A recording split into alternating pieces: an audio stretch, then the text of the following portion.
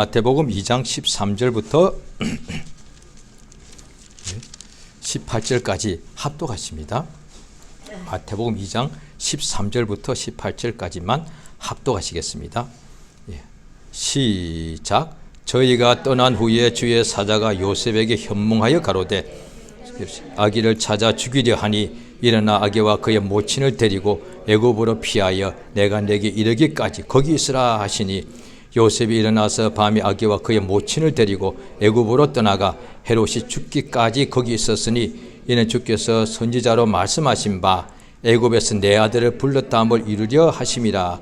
이에 헤롯이 박사들에게 속은 줄을 알고 심히 노하여 사람을 보내어 베들레헴과 그 모든 지경 안에 있는 사내 아이를 박사들에게 자세히 알아본 그때를 표준하여 그 아래로 다 죽이니 이에 선지자 예레미야로 말씀하신 바 라마에서 슬퍼하며 크게 통곡하는 소리가 들리니 라헬이 그 자식을 위하여 애곡하는 것이라. 그가 자식이 없으므로 위로받기를 거절하였도다 함이 이루어졌느니라. 아멘. 하나님은 선하십니다. 그 증거가 어떻게 알 수 있느냐 하면 하나님께서 그의 종 천사들을 사람들에게 보내어서 그 천사가 사람 영적 존재가 임지라 평상시에 우리 육체의 눈에는 안 보이죠. 천사가 영이기 때문에 영적 존재니까. 그런데 하나님께서 보냄을 받고 어떤 사람에게 또 어떤 여러 사람 어떤 전체에게도 나타난 적이 있죠. 유대인들 애굽에서 나와서 광야에 있을 때 그랬죠. 천사가 나타날 때는 보이지 않는 것이 보이게 나타난다는 뜻이 되겠습니다. 우리 육안에도 보이게. 어떻게 나타나느냐? 우리 육안의 생시에 나타나서 아브라함 앞에 새 청년이 오더라. 새 청년이, 그러니까 분명히 천사인데 사람의 모습으로 나타나서, 그래서 또 성경에 보면은 손님을 우리가 평상시 믿는 사람들이 손님이 올 수가 있는데 손님 대접하기를 힘쓰라. 왜냐하니 그 손님이 다 사람인데 가끔씩 사람은 사람인데 내가 손님을 대접한 그 사람인데 어떤 사람은 천사가 나타나는 경우가 있다는 거예요. 그러니까 하나님께서 창세기부터 보면은 어떤 사람에게 천사를 보내어서 천사가 나타날 때에 천사로 보이면 다 얼마나 잘 환영하고 대접하겠습니까? 그런데 손님으로 보이는 거예요. 그래서 이제 왕으로 보이면 다 또 막 영접하겠죠. 왕이 우리 집에 들어오는 거니까 얼마나 그 영광이 되겠습니까? 그런데 손님, 그 손님 중에서 손님은 여러가 다양하겠죠. 뭔가 예사롭지 않는 모습을 갈 수 있지만은 그냥 어떤 사람은 그냥 평범한 사람, 또 많은 요즘 시대도 그런 간증을 가끔씩 하나님께서 그런 나타나게 해주시는데 어떤 경우는 이분 다 믿는 사람들입니다. 우리나라에서 한국에서 한 40-50년 전부터 지금까지 믿는 사람들이 항상 하나님 말씀대로 살고 늘 성경대로 손님 대접하기를 힘쓴 사람 중에 그들의 간증이 여러 사람이 다 각각 다른 시대, 다른 지역, 다른 사람들이에요. 그런데 남자도 있고 여자도 있고, 그런데 언젠가는 자기 집에 거지 같은 사람이, 거지니까 배가 고프겠죠. 거지가 와서 좀 손님처럼 와가지고 밥을 좀 달라 하더란 거예요. 또 어떤 사람은 새벽기도 갔다 오는데 거지가 딱 자기 앞에 집에 가는 길에 있는데 집에 가서 이제 밥도 짓고 해야 되지 않습니까? 새벽기도니까. 거지가 그렇게 더럽더란 거예요. 더럽고 그 다음에 못 먹었겠죠. 그러면 그 보통 사람들은 그 다 피해 가는 건데 그날따라 이분이 막 감동이 늘 하나님께 의지해서 있었는지 이 사람을 데리고 자기 집에 가서 그 더러운 때를 깨끗하게 씻겨주고 했다는 거예요. 나중에 봤더니 그 사람이 그 동네에 워낙 그런 사람이 없다는 거예요. 그럼 분명히 내가 했는데 이게 천사였겠다. 직접 천사라고 확인은 못하죠. 천사였겠다. 이런 경우, 그와 비슷한 사례가 참 많습니다. 어떤 사람이 갑자기 손님을 대접하려고 또 해놨는데 아주 행색이 초라한 사람이 와서 이 밥 좀 나 좀 먹게 해달라. 그러면 보통 당신이 뭐냐고 가라고 막 보통 내쫓지 않겠습니까? 그런데 그 거지도 우리 집에 찾아올 때는 손님이 되는 거죠. 그래서 잘 대접했더니 나중에 그 사람이 나가고 난 후에 따라가 가봤더니 그쪽에는 길이 없더란 거예요. 그런 경우들이 종종 있는데 오늘 본문에도 요셉의 꿈에 하나님의 천사가 나타나서, 그러니까 눈에 보이게 나타나기도 하고 또 눈에 보이는데 어떤 때 꿈속에도 자기가 보는 거죠. 꿈속에서 천사가 나타나서 이렇게 하라라고 하는 거예요. 그래 보면은 주의 사자가 요셉의 현몽 꿈에 나타나 가지고 헤롯이 왕이죠. 아기와 그의 아기를 찾아 죽이려고 한다. 그러니 일어나서 아기와 그의 모친을 데리고 애굽으로 피하여 내가 너한테 말을 해줄 때까지 거기 있으라. 그러니까 지금 가라면 가고 그 다음에 언제 돌아올지는 몰라. 그런데 분명히 또 그때 나타나서 꿈에 나타났겠죠. 나타나서 이제 다시 돌아가라 하면 또 돌아가는 거죠. 이렇게 하나님께서 인도하시는 경우가 성경에 항상 많이 나와 있다는 거예요. 그러니까 보통 사람들은 이제 인도받지 않았으니까 그냥 보통 살아가는 것은 성경에 기록될 필요는 없죠.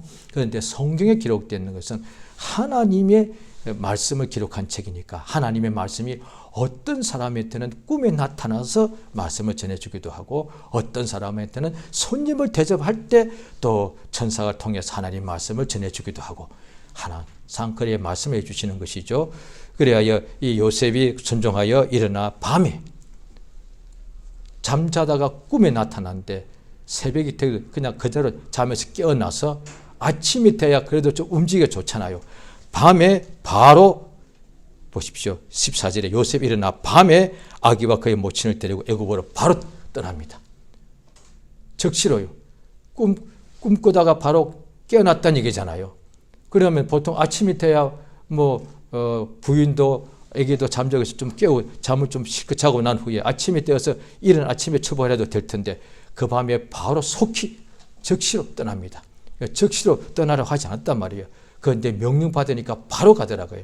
그러니까 이때로부터 지금은 이때 요셉은 지금보다 2000년 전이지만 또 요셉부터 또 2000년 전에 쯤에 아브라함이 있었는데 그 아브라함도 100세가 넘었을 때에 자기 하나님이 약속으로 주신 아들 이삭이 어느 정도 소년이 되었을 때에 하나님께서 그에게 독자 이삭을 모리아 산에 가서 번제로 바치라 하니까 아침 일찍이라고 그 말씀이 없습니다. 그냥 내가 지시하는 산 모리아 산에 가서 너의 독자 이삭을 번제로 바치라 이렇게 명령했단 말이죠.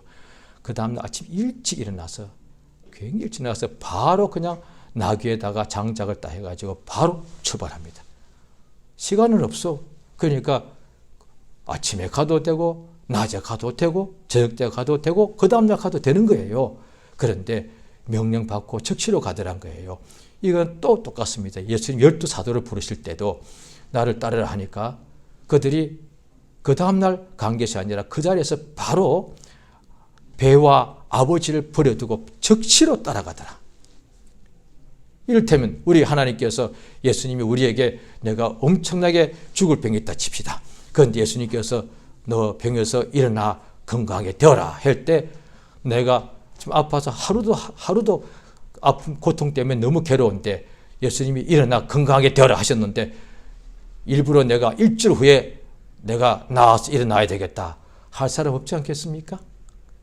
지금 내가 배가 심히 고픈데 우리 주님이 내게 양식을 주셔서 이제 배불리 먹어라 하실 때에 주님 나는 워낙에 좀 너긋한 성격이니까 나 사흘 후에 이 밥을 먹을게요 하는 사람이 어디 있겠습니까? 우리가 하나님께 기도할 때에 우리가 가끔씩은 흔들린 이유가 뭐냐니 빨리 응답 달라는 거거든요. 빨리 응답 왜 안 주시냐고요. 한국 사람은 더 할 거예요. 빨리 응답 좀 달라는데 왜 빨리 안 주시냐 그지. 그래서 하나님 왜 이러십니까? 언제까지 참아야 되겠습니까? 그러니까 하나님과 우리는 전능자와 우리는 하나님 앞에서는 먼지 같은 우리 인생인데 그래도 전능자와 우주보다 만물보다 크신 하나님과 우리는 먼지 한 톨 같은 사람도 1대1로 만나더란 거예요. 얼마나 감사합니까? 우리가 1대1로 만난다는 것은 그래도 이게 어느 정도 격이 맞잖아요. 사람과 사람이 만나는 거고 짐승끼리 만나지 사람하고 짐승끼리 1대1이라고 그런 표현을 안 쓴단 말이에요. 그런데 하나님과 사람이 어떻게 1대1의 관계로 만날 수 있냔 말이에요. 그 말이 안 되는 거거든요. 그런데 하나님은 우리를 각각 그렇게 불러주시는 거예요. 너 나 따라오너라. 너는 나의 종이다. 너는 내 말을 들어라. 이렇게 하시는 거예요. 그러니까 하나님과 1대1로 만나주시는데 우리는 먼지 같은 자인데도 하나님께 나아가서 나의 기도, 나의 여러 가지 문제를 하나님께 직접 아뢰면 그가 다 들으시고 응답하시더란 거예요. 그럴 때 우리 입장에서 왜 응답을 빨리 안 주냐고 이러는데 하나님은 속히 응답하시죠. 그런데 반대로 하나님의 명령은 하나님 입장에서 우리에게 이렇게 하라 하신 것 아니겠습니까? 그런데 우리 기도는 하나님께서 빨리 시행해달라고 이러는 것이 지금도 믿는 사람이 아마 거의 다가 그렇게 할 것 같아요. 그런데 하나님의 명령은 들을 때에 좀 천천히 할게요. 이렇게 한다면 이게 뭔가 맞지 않지 않습니까? 내 기도는 빨리 응답해달라고 하면서 그러니까 먼지 같은 나는 만유보다 크신 하나님께 빨리 나 좀 도와달라고 이러면서 하나님의 명령은 하나같이 우리를 살리시는 것. 왜? 하나님이 선하시기 때문에 그의 말씀도 선하다 이 말이에요. 의의 말씀이라고 성경되어 있단 말이죠. 그러면 하나님의 말씀은 하나같이 복의 명령이고 생명의 말씀인데 그러니까 복과 생명의 말씀을 빨리 받아들일수록 생명이 넘치는 것 아니겠습니까? 그런데 복과 생명의 명령을 받고서 며칠 후에 몇 주 후에 지금 내가 바쁜 일이 많습니다 주님, 제가 이 일부터 다 끝내고 난 후에 그의 말씀대로 제가 하겠습니다. 이렇게 한다면 그건 뭔가 답답하다 이 말이에요. 하나님께는 먼지 같은 내 기도도 빨리 그가 일해달라고 하면서 만유보다 크신 하나님께서는 우리에게 생명을 주시고자 명령하시는데 그 명령을 즉시로 받아들이지 아니하고 천천히 할게요. 이렇게 한다면 이게 온전한 관계가 되겠냐는 거예요.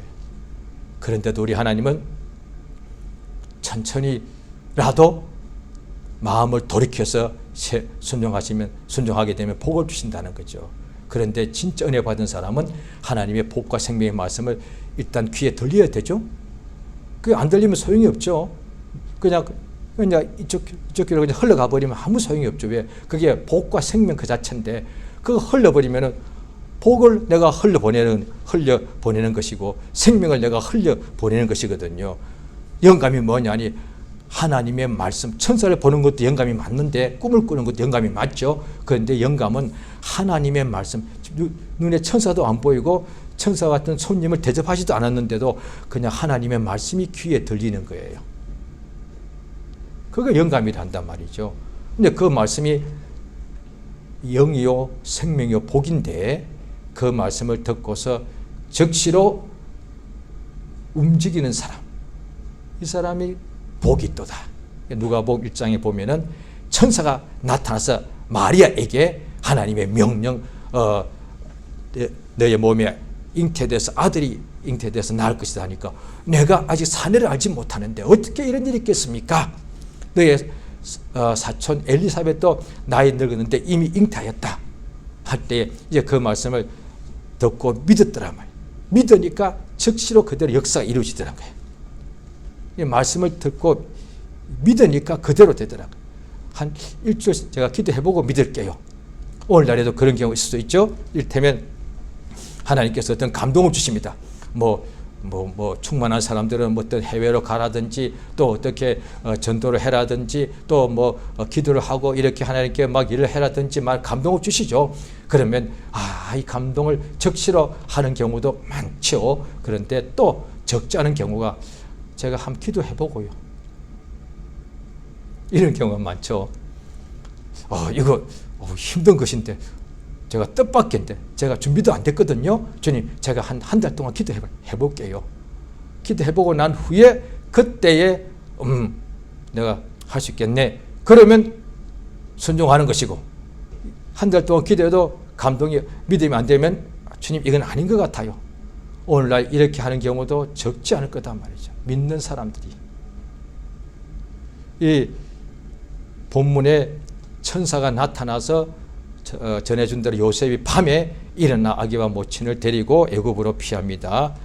그런데 바로 이어서 헤롯 왕이 자기가 박사들에게 속은 줄 알고 군사를 보내어서 박사들에게 자세히 알아본 그 시기가 2살 밑으로 됐으니까 적어도 그 별이 2년 전에 나타났다고 이렇게 박사들이 했다고 생각이 됩니다.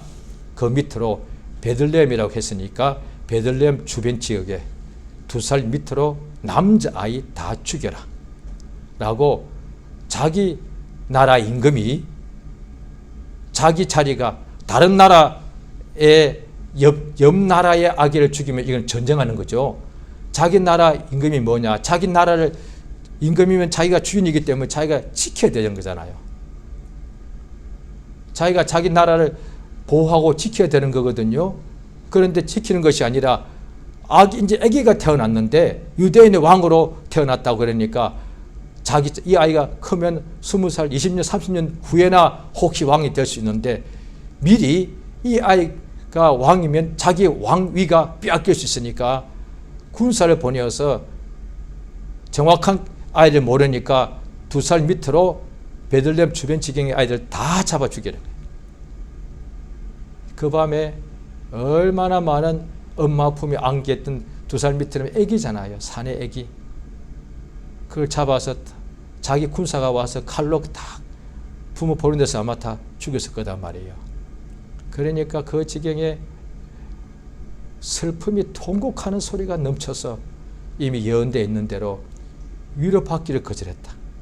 내 아이를, 내 어린 아기가 엄마 품에 안긴 아이가 빼앗겨서 내 나라에서 군사가 와 죽였는데 위로받고 싶지 않아요. 이미 예언되어 있다는 거예요. 이 큰 슬픔이 어린 아기들을 학살한 일이 지금도 이런 경우는 별로 없을 거예요. 예수님이 오셨을 때, 태어났을 때, 그러면 또 믿는 사람 중에 이것을 이해 못하면 당연히 이런 생각 날 수가 있죠. 인간의 생각으로 보면 왜 하나님이 이런 일을 왜 못 막으실까? 얼마나 슬프고 슬픈 일이에요. 끔찍 있을 수 없는 일인데 왜 이런 일을 하나님께서 막지 못하셨을까? 하나님께서 헤롯 왕을 아예 없애버리면 될 것을 등등 그런 일이 많지 않습니까? 그렇게 보자면 성경에서 보면은 그런 일이 하도 많습니다. 그러면 이제 가인과 아벨부터 봅시다. 성경에 보면 창세기 맨 먼저부터 보면 그 다음에 하와가 뱀에게 속는데 하나님이 뱀을 안 만들면 되고, 그런데 성경 자세히 보면 뱀이 강제한 것이 아니라 꼬셨을, 유혹했을 뿐이에요. 하와가 그 유혹을 안 받아들이시면 되는 거죠. 뱀이 강제로 하와를 때려서 입을 벌려서 과일을 따서 입에다 강제로 먹게 한 것이 아니라 말만 했을 뿐이에요. 너 그거 먹으면 죽지 않고 하나님처럼 된다 라고 그 말에 받아들였다는 것은 하와가 하나님처럼 되고 싶었던 거예요. 뱀도 잘못했지만은 하나님처럼 된다는 유혹을 받아들인 하와도 잘못한 거잖아요. 하나님처럼 되고 싶어가지고 그걸 따먹은 거거든요. 그 다음에 그의 집 아들이 가인과 아벨이 나왔는데 보면은 가인이 아벨을 죽였는데 친동생이죠. 하나님이 그럼 가인을 안 태어나게 하면 될 거 아니에요. 그러면 그런 식으로 하면 지금 지구상이 80억쯤 될 텐데요. 범죄인들이 얼마나 많습니까? 하나님이 아예 그 사람들 지구상에서 안 태어나게 했으면 될 것 아니에요.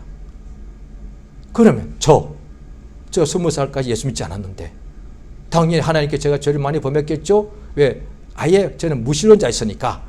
그때 친구들이나 그때 또 교회가 지금보다 훨씬 더 많았죠. 그때는 또 사람들이 굉장히 막 열심히 해서 교회마다 마을마다 거의 매주마다 심령봉회가 교회가 돌아가면서 막 했단 말이죠.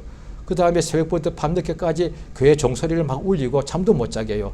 얼마나 그럴 때마다 어린 아이였지만은 막 예수님을 아예 없다고 생각했으니까 예수 이름 대다가 나쁜 말, 욕을 얼마나 많이 했는데, 그럼 그때 저는 죽었어야 되고 저는 아예 태어나지 말았어야 돼. 하나님이 그런 자를 이미 막아버리셨어요. 막아야 되니까. 그렇게 말하자면 지구상에 태어날 사람 한 명이 있겠냔 말이에요.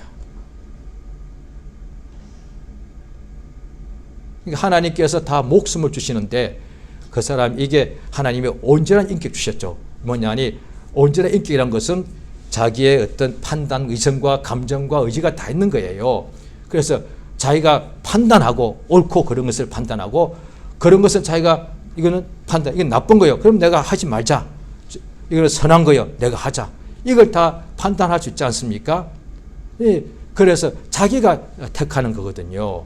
이 오늘 본문에도 보면은 헤롯이 이 어린아이들을 다 죽인 것은 그 헤롯의 마음이 그렇게 된 거단 말이에요. 그런데 왜 그가 그렇게 하는가? 엄청난 살인이잖아요. 거기에 보면은 헤롯만 생각만 하면 이 헤롯이 아주 나쁜 사람이죠. 이 성경만 읽으면 이렇게 나쁜 사람이 없어. 그런데 그 이면에 뭐가 있더란 거예요. 자, 성경을 보시겠습니다. 요한복음 8장입니다.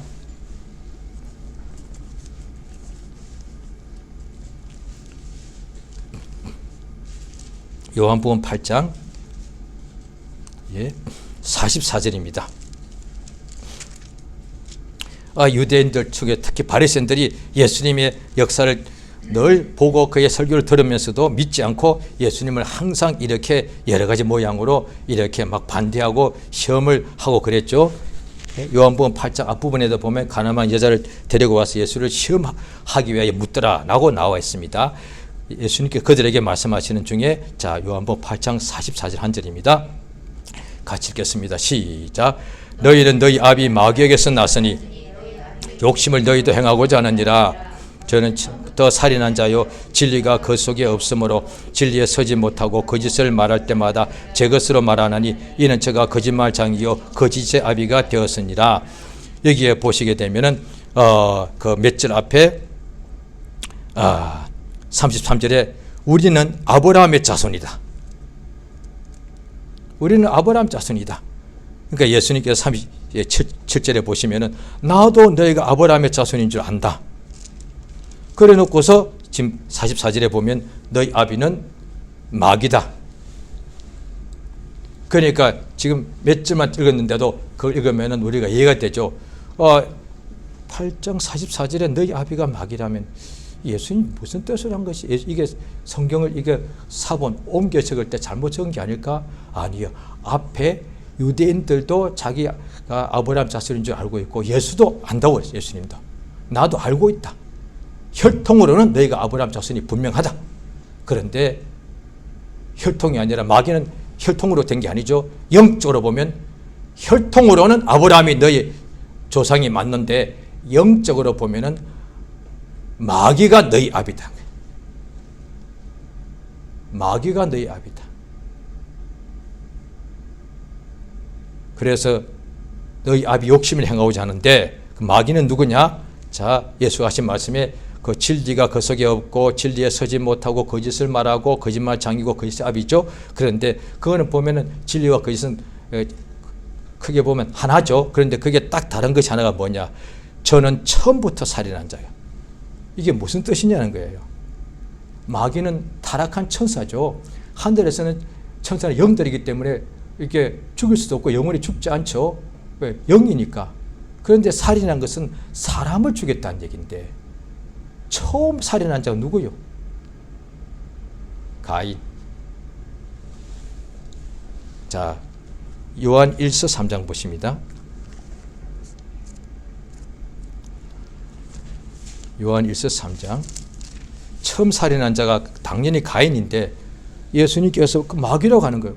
이게 뭔가 이게 이해가 안 되죠. 살인한 자는 처음 성경에 기록되어 있는 가장 먼저 살인한 자는 가인인데 자기 친동생을 죽였죠. 그런데 처음 살인한 자, 맨 먼저 살인한 자가 마귀라니. 자, 요한 1서 3장 보십니다. 3장 12절입니다. 같이 읽습니다. 시작. 가인같이 하지 말라. 저는 악한 자에게 속하여 그 아우를 죽였으니 어찐 영고로 죽였느냐. 자기 행위는 악하고 그 아우의 행위는 야, 이거 보십시오. 최초의 살인한 자가 가인인데 어떻게 자기 동생을 친동생을 죽일 수 있느냐? 악한 자에게 속하였어. 이걸 성경에서 자세히 알아야 됩니다. 왜냐하면 우리도 볼 때 지금도 있잖아요. 어떻게 저런 사람이 그냥 저런 사람은 놔둬. 저런 사람은 그냥 없애버려야지. 어떻게 사람이 저렇게 악할 수가 있어? 예, 바로 보신 건 맞습니다. 왜? 나도 사람이 우리 똑같은 일반 보통 사람들이 때때로 마음에 악한 마음 들 때도 있죠. 너무 막 억울하고 분하고 이럴 때는요. 그런데 그건 잠시지. 그렇다고 해서 마음이 더 커지고 어떤 사람을 막 빼앗고 죽이고 그러지 않거든요. 그런데 그런 행동하는 사람들이 점점 속에는 있을 텐데 많아지고 있다. 그러니까 죄가 똑같이 있거나 죄가 점점 없어지거나 더 많아지거나 이런 거죠. 왜? 성경에 보면 죄도 잘한다고 되어 있으니까. 욕심이 먼저 우리 속에 각 사람 속에 욕심이 있으니까 잉태가 딱 되고 그 욕심이 그 다음에 죄라는 것이 딱 자라나서 죄가 태어나고 그 죄가 점점점 커가지고 사망에 이른다라고 되어 있단 말이에요. 죄도 자란다는 거예요. 욕심도 딱 멈추지 않고 욕심도 계속되지 않습니까? 이를테면은 옛날부터 우리가 하는 욕심에 이를테면 부자가 더 많이 갖고 싶은 거예요. 그런데 가난한 사람은 저렇게 많이 가지면 좀 족할 것 같은데 아닌 그 모양이지. 예, 욕심은 족함이 없습니다. 그 물질에 부든지 명예의 욕이든지 명예에 대한 욕심이든지 권력 욕심이든지 간에 오늘날 치면 세계에서 유명 인사가 되고 싶은 그런 욕심이겠죠. 욕심은 만족이 없습니다. 욕심은 계속 끝도 없단 말이죠. 그 욕심으로 인하여 나오는 것이 죄인데 가인이 마귀 악한 자가 누구냐? 마귀잖아요. 그리고 예수께서도 우리 보고 이렇게 너희는 기도하라. 모세도 요한도 자기 제자들에게 기도하는 것을 알려주었는데 주여 우리에게도 기도할 것을 우리가 어떻게 기도해야 될지 알려달라고 말씀드리니까 너희는 이렇게 기도하라 하신 것이 우리가 알고 있는 흔히 말하는 주기도문인데 그건 주님의 기도가 아니라 주님이 우리 보고 기도를 하라고 알려주신 기도인데 시험에 들게 하지 마옵시고 악에서 구하옵소서. 그 보면 악한 자라고 딱 되어 있습니다. 악한 자에게서 우리를 구해달라고. 우리가 여기가 악골 골짜기인데 세상이 사망이 엄침한 골짜기죠. 그런데 이 세상 자체가 사망이 엄침한 골짜기라면 예수도 오면 여기서 죽으셔야 된단 말이죠. 그런데 세상은 광야인데 왜 사망의 골짜기인고 하니 여기에 악한 자, 마귀, 사망의 권세자가 있기 때문에 여기가 사망의 골짜기단 말이에요. 그래서 그 악한 자가 어둠에 속한 자가 거짓의 압인 마귀가 사람들을 속이는 거예요. 유혹하는 거예요. 무엇을 유혹하느냐? 성경에 나와 있습니다. 죄를 범하도록 유혹하는 거예요. 이게 굉장히 중요한 겁니다. 사실 가장 중요한 거로 해야 됩니다. 하와가 왜 죽게 됐습니까? 딱 한 가지. 하와 성격이 나빴나요? 아니에요. 하와가 소유가 없었나요? 아니에요. 딱 한 가지. 죄를 범해서 그렇다. 오늘날에 믿지 않는 사람들도 많죠. 그런데 믿지 않는 사람들이 이제 한번 죽는 육체가 정해져 있고 그 후에 영원히 심판을 받게 될 때에 영원한 멸망 지옥에 가는 이유가 뭐냐? 성격이 나빠서 그러느냐? 세상에서 큰 일을 한 적이 없어서 그러느냐? 아니에요. 죄가 있기 때문에. 그 죄의 싹은 사망이다. 예수님께서 이 세상에 오신 것이 우리를 구원하러 오셨는데 세상에 오신 것은 마귀를 없애러 오신 것이 아니에요. 요한일서 3장을 조금 전에 읽었죠. 바로 그 윗절에 보십니다. 3장 8절입니다. 요한일서 3장 8절. 자, 읽습니다. 시작. 죄를 짓는 자는 마귀에게 속하나니 마귀는 처음부터 범죄함이니라. 하나님의 아들이 나타나신 것은 마귀의 일을 멸하라 하심이라. 예, 성경에 우리 자세히 읽으면은 하나님께 이제 기도하고 선생님이 있으면 제일 좋죠. 선생님이 성경을 가르쳐주는 선생님이 있어야 되겠죠. 그런데 어떤 경우는 선생님이 없을 수가 있죠. 혼자서 어디서 산속에서 성경을 볼 수 있으니까. 그러면 성령이 서성이 되시도록 성경 읽기 전에 간절히 그리 하나님이여, 이 말씀이 하나님의 말씀인데 저는 깨닫기가 둔하는데, 지금 제가 이걸 읽고 깨닫고자 지금 읽을 터인데 내게 성령께서 감동하셔서 내가 읽을 때 깨닫도록 역사해 달라고. 그거는 똑같습니다.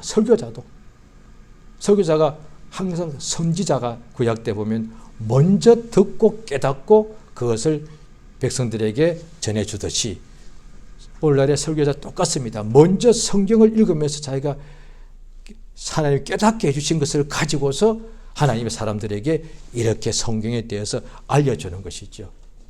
그 역할밖에 아니에요. 그러니까 세상사도 어떤 때는 이해가 못하고 깨닫지 못할 때에 기도하여서 주님이 깨닫게 해주는데, 그것보다 하나님의 말씀이, 세상 이야기가 생명이라고 성경에 없기 때문에 하나님의 입에서 나오는 말씀이 영이요 생명이기 때문에 이 말씀을 읽을 때 깨닫게 해 주옵소서. 나는 둔하여서 읽어도 무슨 뜻인지 모르니까.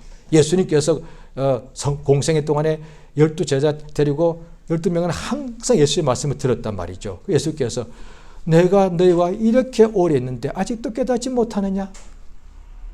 12사도로 세우신 목적이 예수의 말씀을 먼저 깨닫게 하기 위해서다. 그래서 그걸 가지고 보내어서 전도하게 하시려고. 그래서 신약 성경을 기록한 사람들이 기록한 것을 정경으로 만들 때 첫 번째 기준이 예수의 직접 부르신 사도들이 기록한 것일 것. 그래서 마태가 기록한 마태복음, 사도 요한이 기록한 요한복음, 이런 식으로 성경이, 신약 성경이 된 것이죠. 그러니까 죄 범하지 말라는 것이 예수의 명령이에요. 자, 요한복음을 한번 보시겠습니까? 8장입니다.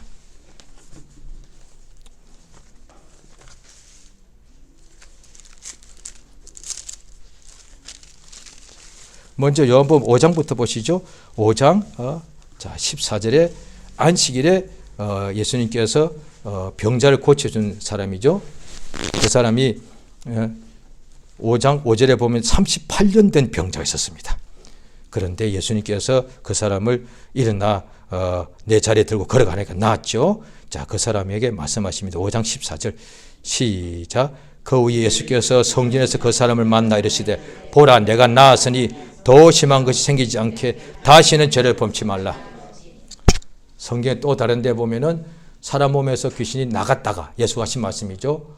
물 없는 곳으로 다니다가 쉬기를 구해야 돼 얻지 못하는지라 내 집으로 돌아가리라 하고 자기가 쫓겨났던 그 사람에게 찾아와 보고서 자기보다 악한 귀신 7을 더 가서 데리고 와서 그 사람 속에 들어오니까 이후가 이전보다 더 형편이 악해지더라. 나빠지더라. 악한 자가 들어왔다는 얘기죠. 더 악한 귀신 7을 데리고 들어왔으니까 예수님께서 하신 말씀에 이제 38년 된 중풍병자예요. 완전히 침대에 누워서 병상에 꼼짝도 못하는 사람을 예수님께 그 자리에서 일어나서 너의 그 병상을 들고 걸어가라. 역사가 일어났단 말이죠. 엄청난 거죠. 그런데 그 사람을 그 후에 또 다시 만나셔서 너 나았지 않아? 예, 나았습니다. 그러면 이제 나았으니까 이제는 이제 해결되었으니까 앞으로 더 심한 것이 생길 수 있다. 지금 예수가 고쳐줬는데도 또 앞으로 또 더 심한 중풍병에 걸릴 수 있단 말이죠. 예수가 미리 예언하시는 거예요. 뭐 그게 말이 안 돼. 예수님 고쳐주셨는데 어떻게 또 다시 병듭니까? 예수가 고쳐주셨지라도 앞으로 죄 범하면 또 병 걸린다고 해요. 그러니까 하나님께서 할 수 없는 것이 뭐냐? 죄인을 그 자체를 영생을 못 줍니다. 하나님 할 수 없는 딱 한 가지요. 죄 있는 사람을 천국에 못 들어갑니다. 죄 용서받아야 천국에 갈 수 있는 것이죠. 하나님도 믿는 사람이라 할지라도, 지금 제가 이제 목사죠. 목사라 할지라도 밤새워서 철학기도 한다 할지라도 그건 참 잘하는 거예요. 성경을 막 엄청 많이 읽었다 칩시다. 성경을 다 완전히 다 암송했다 칩시다. 너무너무 잘한 거죠. 내 몸을 불사르는데 하나님께 내준다 할지라도 참 최고죠. 그래도 죄가 있으면 하나님께서 응답할 수 없는 거예요.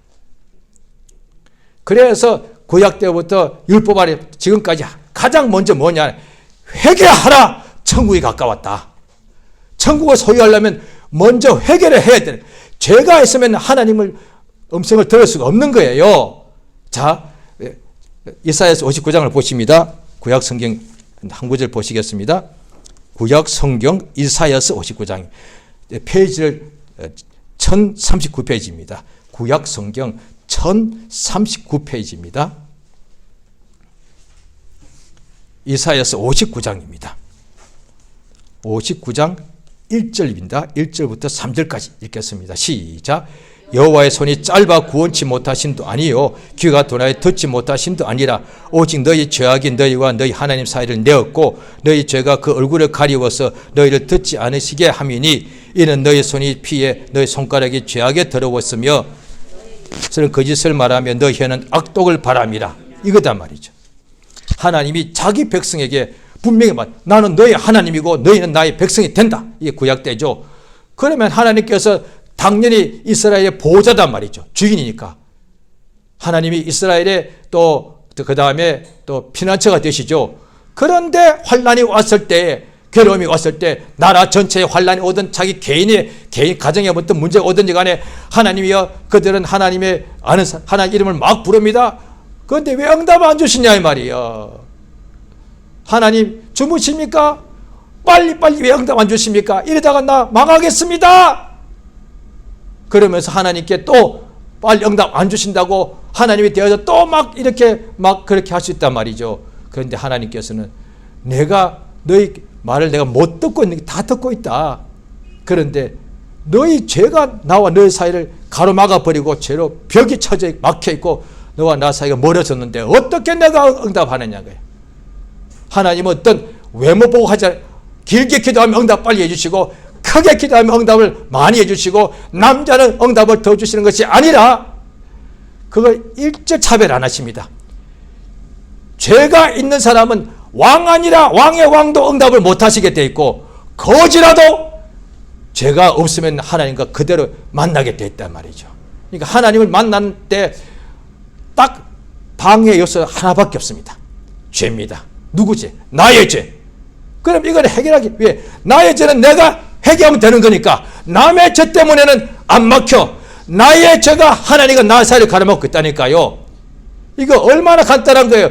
두 가지도 아니에요. 일테면 하나님 나보고 너는 남자니까 남자들은 여자에 비해서 인내심이 약하니까 안 돼. 이러면 내가 못해. 왜? 내가 여자로 바뀌지 않는 한은 불가능해요. 또 하나님이 나보고 너는 또 이렇게 무슨 너는 배움이 짧으니까 안 돼. 그러면 내가 배움을 가지려면 10년 20년 또 해야 되지 않겠습니까? 또 주님이 저보고 너는 소유가 얼마 없으니까 내가 응답 못해. 이러면 내가 또 어떻게 돈을 억만금을 내가 이렇게 어떻게 어느 세월에 하겠습니까? 그건 딱 하나예요. 하나님과 나 사이에 가로막는 것은 딱 하나밖에 없어. 단 한 가지밖에. 부모님도 아니에요. 친구도 아니고 가족도 아니에요. 이방인도 아니에요. 왕도 아니에요. 나의 죄가 딱 막는 거예요. 그럼 나의 죄는 내가 알죠.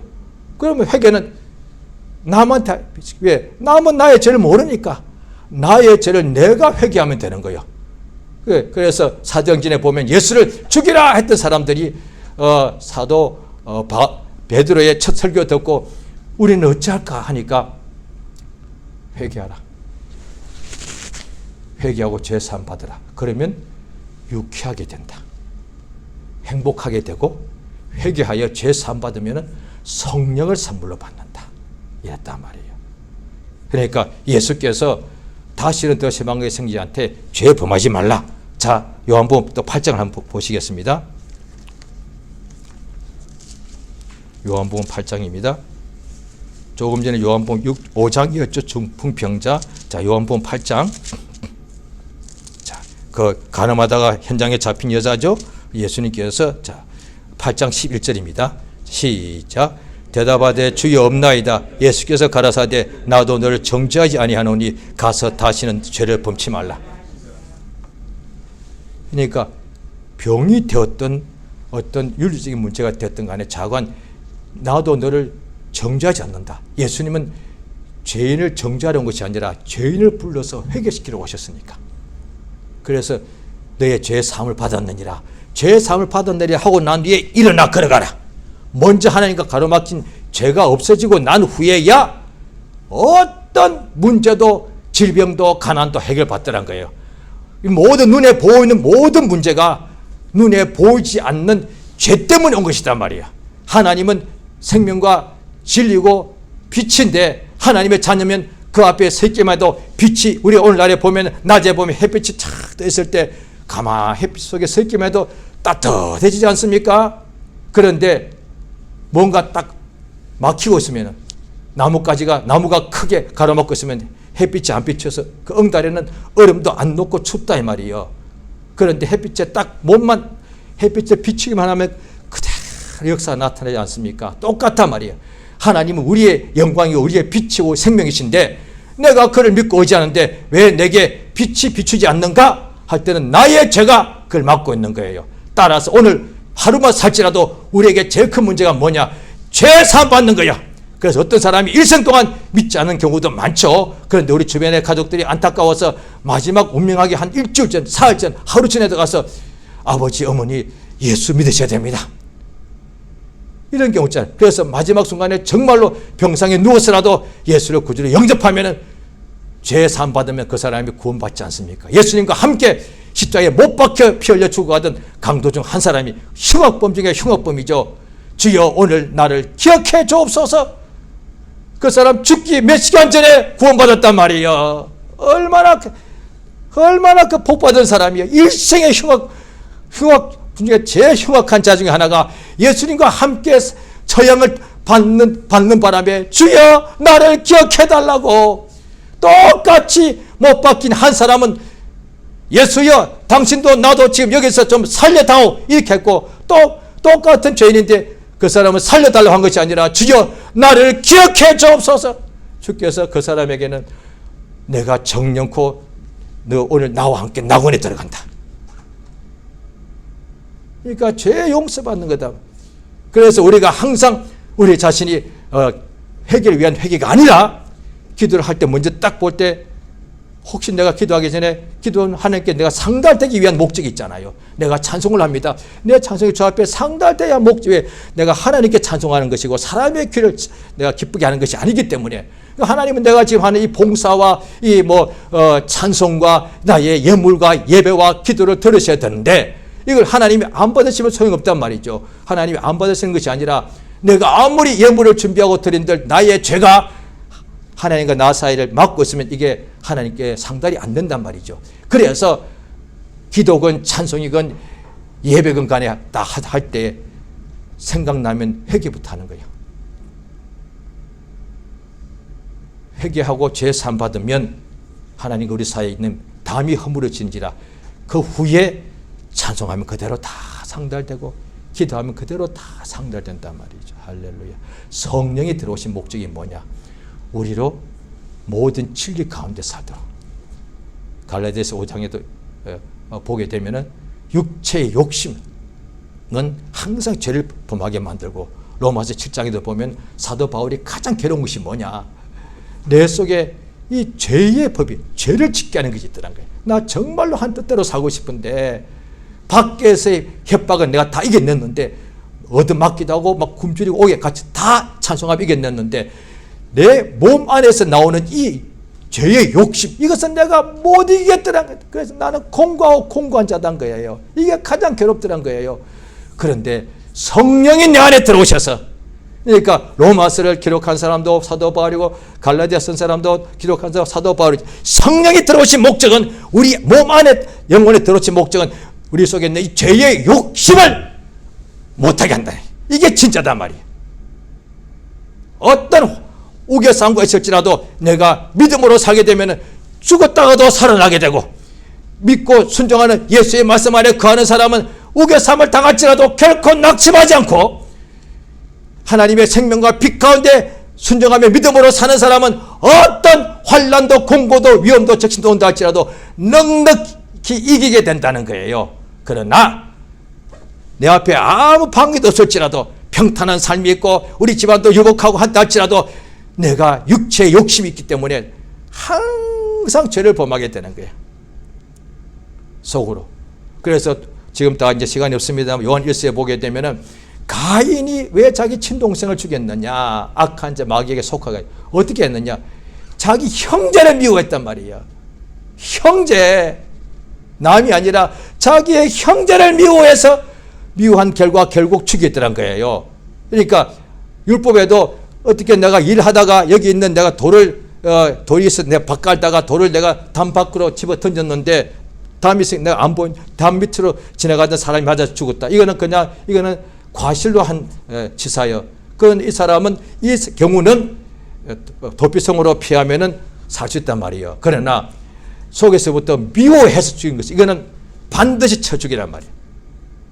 그래서 요한 1서에도 사도 요한이 믿는 자에게 형제를 미워하면은 그게 어떻게 하나님의 사랑이 될 수 있겠느냐. 이미 그 형제를 미워한 자마다 살인한 자라고 나와 있는 거야. 가인하고 똑같은 짓 하고 있는 거야. 가인도 자기 형제를 미워하다가 결국은 엄마 아빠 모를 때 야 가자 해서 들판에 가서 때려 죽이고 아마 땅에다 아마 파묻었을 거예요. 그러고 집에 오니까 자기 아버지 어머니가 얘 동생 어디 갔니? 몰라요 이랬을 거예요. 그런데 하나님 딱 거기에 나타나서 내 아우 어디 있느냐 하니까 글쎄요 내가 내 동생 지킵니까? 이렇게 말했단 말이야. 오늘날에 예수의 피로 사신 우리가 다 형제들인데 형제를 미워하면은 이 사람이 어떻게 하나님을 안다고 하시겠느냐. 왜? 죄를 미워한 자는 이미 살인한 것인데 죄를 짓는 자마다 마귀에게 속한다 이 말이야. 그래서 믿는 사람 중에 가끔씩 자기 몸속에 귀신이 들어온 경우 있죠. 이게 어떻게 가능하지? 이게 불가능이요. 그래서 이 사람들이 그걸 인정하지 않고 그러다 보니까 막 영적 혼란을 겪는 경우가 있단 말이에요. 죄를 범할 때는 다시 내가 햇빛이 비치는데 여기에 나무가 딱 빌딩 하나가 딱 들어서니까 어둠이 내게 오더라고. 똑같은 거예요. 내가 죄를 범하게 되면은 원수가 마귀가 또 어떤 때는 귀신이 우리 몸속에 틈탄다는 거예요. 그럼 어떻게 되느냐? 회개하면 되죠. 회개하고 예수 이름으로 이제 쫓으면 된다 이 말이죠. 그러니까 얼마나 큰 은혜냐 말이에요.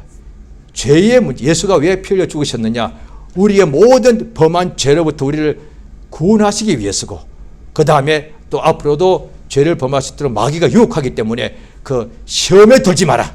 그래서 예수께서 밤새도록 기도하실 때에 나와 함께 한시 동안도 깨 있을 수 없더냐? 시험에 들지 않도록 깨어서 기도하라. 다시 말해서 마귀에게 속아서 죄 범하지 않도록 깨어서 기도하라는 거야. 밤새도록 잠 안 자는 것도 깨어 있는 것인데 그것이 아니라 성령으로 인도받는 것이 깨어 있는 것이란 말이야. 지금 내가 생각이 옵니다. 내 형제가 막 미워. 왜? 나보다 왜 하나의 은혜를 많이 받지? 질투가 나. 이게 지금 원수가 지금 나를 유혹하고 있는 거예요. 그걸 내가 깨닫고서 그 더러운 죄를 내가 예수 이름으로 명하여 내가 쫓는 거다 말이죠. 그러니까 죄를 이기는 것이 믿음의 역사단 말이죠. 할렐루야. 성경에 보면 로마 14장에서 보면 믿음으로 하지 않은 모든 것이 죄다. 성령을 오늘도 의지합니다. 성령 의지하면 우리가 눈에 보이는 것도 다 잘 되죠. 그런데 그보다 더 큰 근본적인 문제가 있습니다. 오늘 내가 아무리 잘 돼도 하나님 보시기에, 사람 보기에는 내가 오늘 너무너무 잘 됐죠. 그런데 하나님 보시기에는 죄가 참 많단 말이에요. 예수님 당시에 대제사장, 제사장, 율법사, 서기관, 바리새인들 얼마나 잘 됐습니까? 그런데 하나님 앞에서는 그들이 다 죄가 꽉 차 있더라고요. 반대로 사람 눈에 볼 때는 세리요, 창기요, 각색 병자가 얼마나 가장 나쁜 상황이었습니까? 이들이 회개하니까 예수님을 다 만난 마다 다 해결받더란 거죠. 할렐루야. 회개하고 나니까 예수를 만난 순간에 예수님과 사이에 막힌 것이 없으니까 말씀이 그대로 들리고 믿으니까 그 자리에서 일어나서 걷더란 거예요. 할렐루야. 오늘도 우리가 똑같습니다. 이 시간 주 앞에 기도하시겠습니다. 주의 나를 성령으로 감동하셔서 이미 범한 죄를 깨닫고 회개하여 예수의 피로서 죄 용서받아 하나님과 사이에 가로막히는 것이 없게 하여 주옵시고, 또 이 땅에 또 사는 날 동안에 육체의 소욕을 내가 이길 수 없사오니 성령 충만하셔서 내 속에 육체의 소욕을, 죄의 소욕을 이겨서 날마다 빛 가운데 가고 믿음으로 사는 역사가 충만케 해달라고 예수 한번 하고 기도하시겠습니다. 예수여 우리를 또 인도하시 원하옵나이다. 주의 성령으로 감동하시고 붙잡아 주시옵소서. 하나님 우리 아버지 참으로 은혜 주심을 감사드리옵나이다. 주의 성령으로 감동하시고 역사해 주시옵소서.